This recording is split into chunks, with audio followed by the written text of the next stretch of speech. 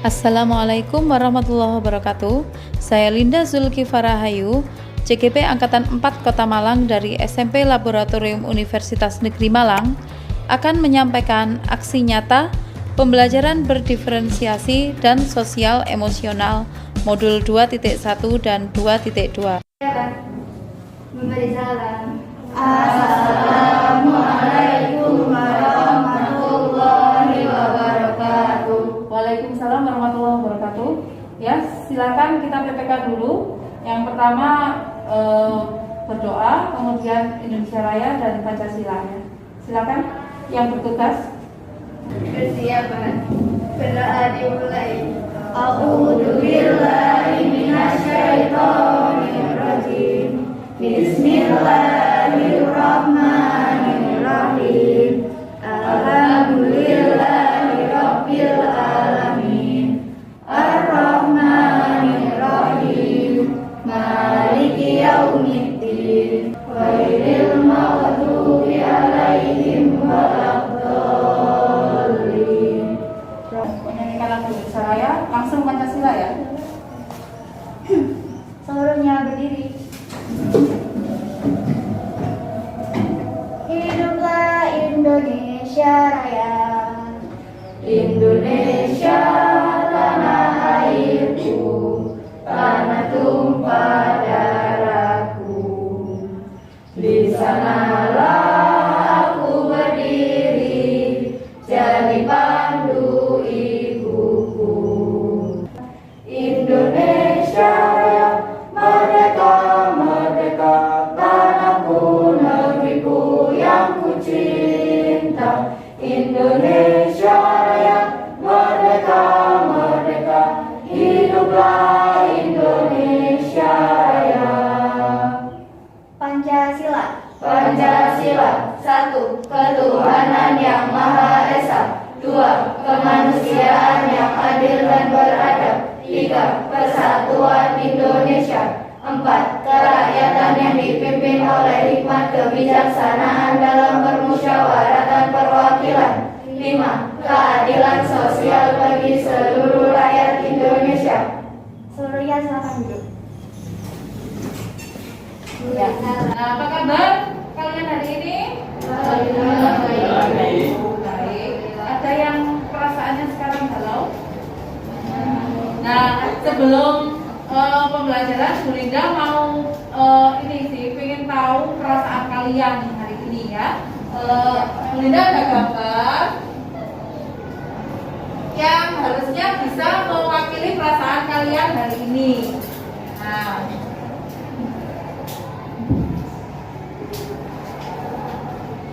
ini,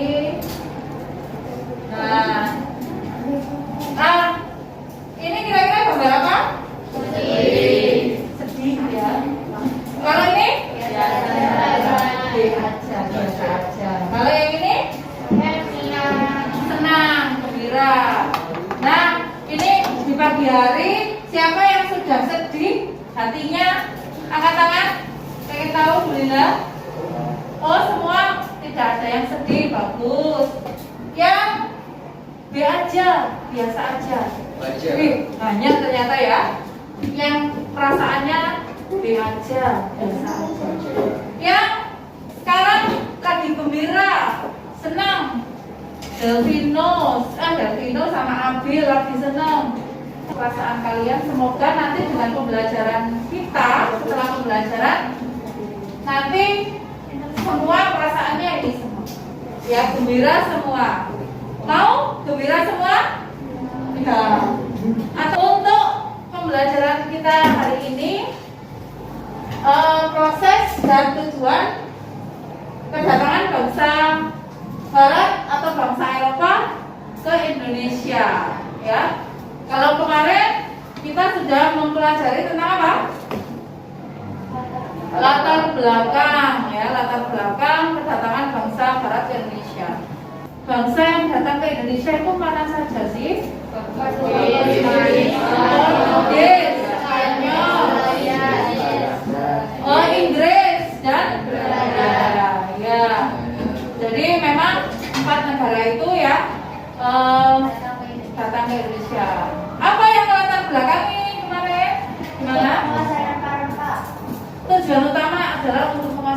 rempah-rempah yang melatar belakangi ingin mencari rempah-rempah ya.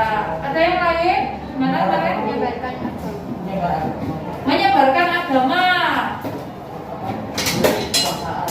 memiliki kekuasaan ya. Jadi apa kalau kekayaan, kekuasaan, menyebarkan agama ya.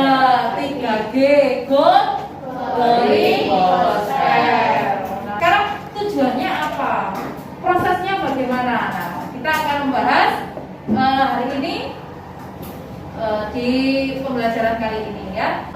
Tujuan pembelajaran kita hari ini adalah melalui model pembelajaran problem based learning, kalian nanti diharapkan bisa mengidentifikasi proses dan tujuan kedatangan bangsa Eropa ke Indonesia, yaitu dengan membuat peta diskusi dengan tepat. Nah, bagaimana membuat peta diskusi? Kita nanti akan berkelompok ya. Nah, kalau begitu sekarang disiapkan untuk materinya ada di modul kalian masing-masing.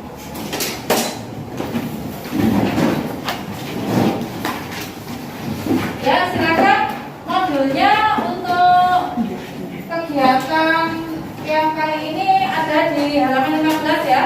Kegiatan 2, tujuan dan proses kedatangan bangsa Barat ke Indonesia. Sebelum kegiatan kita mulai, kita buat kesepakatan kelas dulu ya. Jadi kesepakatan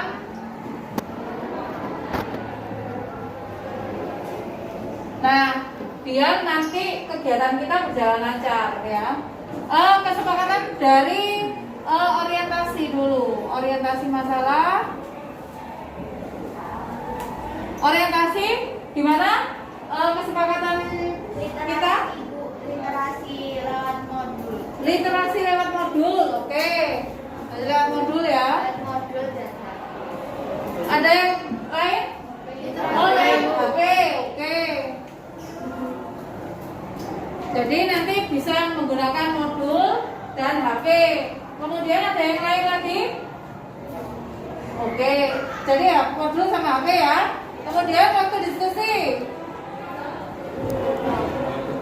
berkelompok. Oke, berkelompok ya. Mesti harus berkelompok ya. Kelompok satu kelompok berapa orang ini? 4, ada yang 3, ada yang 4. Ya, 3 atau 4.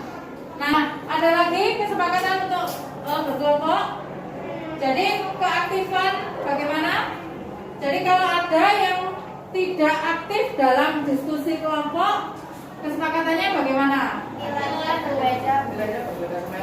Nilainya berbeda sama yang aktif. Oke. Sekarang waktu presentasi ya. Semuanya maju.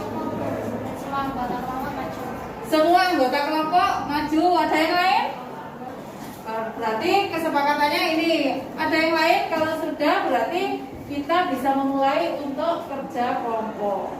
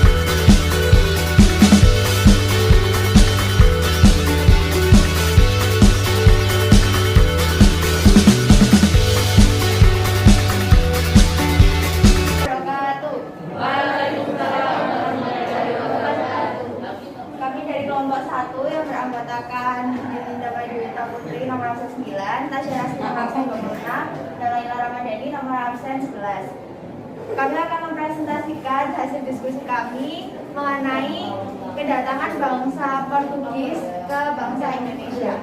Tujuan akan disampaikan oleh Yulinda.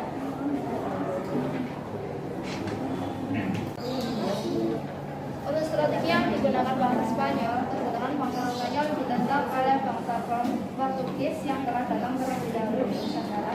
Oleh sebab itu, Portugis menuding Spanyol melanggar perjanjian Tordesillas demi memenangkan perdagangan orang Spanyol mendekati kesultanan.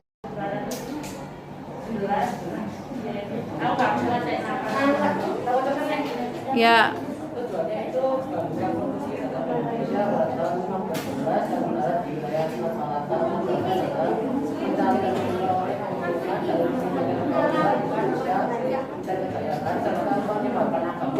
Ya, jadi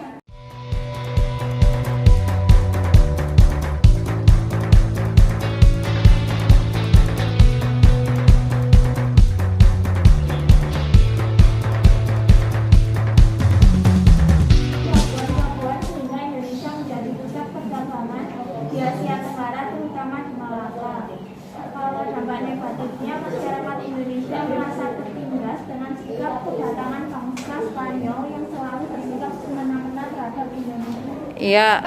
Bu Linda pengen mengajak kalian untuk menyimpulkan dari pembelajaran kita hari ini. Ada yang mau menyimpulkan? Siapa yang mau menyampaikan apa sih kesimpulan kita dari pembelajaran hari ini? Ya, Laila.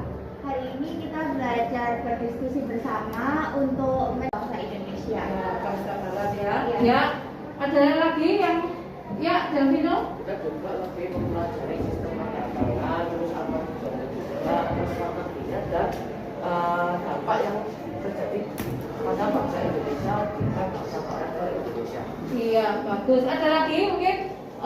Jadi tadi ya sudah disampaikan tujuan bangsa Barat datang ke Indonesia, kemudian strategi yang mereka gunakan, dan yang terakhir dampak yang terjadi atau yang dirasakan oleh masyarakat Indonesia. Kita sedang mengevaluasi atau menyimpulkan ya. Sekarang Bu Linda jadi pengen tahu lagi nih perasaan kalian setelah mempelajari tujuan dan proses kedatangan bangsa Barat ke Indonesia. Ini siapa yang masih sedih atau tambah banyak nih yang sedih? Angkat tangan. Oh, masih sedih ya. Ada yang tadinya tidak bahagia sekarang jadi bahagia? Bahagia ya. Siapa yang sekarang menjadi bahagia? Karena bahagia sekali. Oke. Ya, jadi terima kasih telah merefleksi pembelajaran kita hari ini. Kita jumpa lagi di pembelajaran berikutnya ya. Setelah ini pembelajaran kita tentang reaksi rakyat Indonesia. Jadi kalau sudah ke tadi kan sudah menetap di Indonesia. Nah, kita tahu rakyat Indonesia itu nantinya reaksinya apa. Nah, ini pembelajaran kita berikutnya ya. Oke?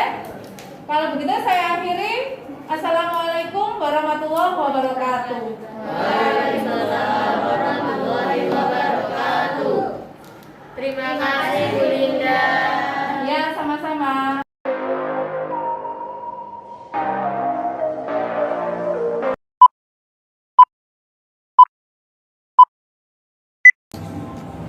Setelah melalui proses mulai dari perencanaan, pelaksanaan, dan evaluasi pembelajaran yang berpihak pada murid, maka dapat ditemukan beberapa kesulitan dalam menentukan langkah-langkah pembelajaran berdiferensiasi dan penggunaan keterampilan sosial emosional yang tepat pada rencana pelaksanaan pembelajaran.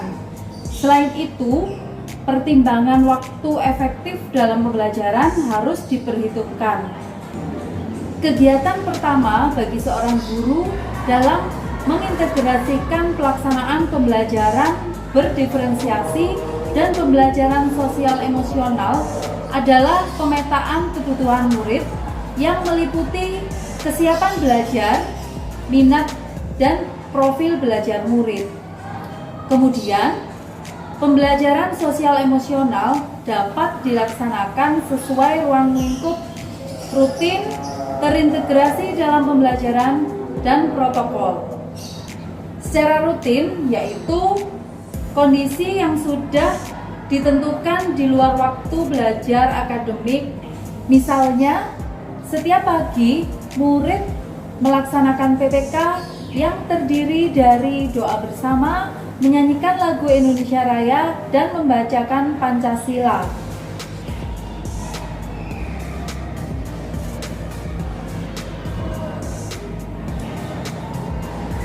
Kemudian terintegrasi dalam pembelajaran, misalnya refleksi pembelajaran pada setiap akhir pembelajaran.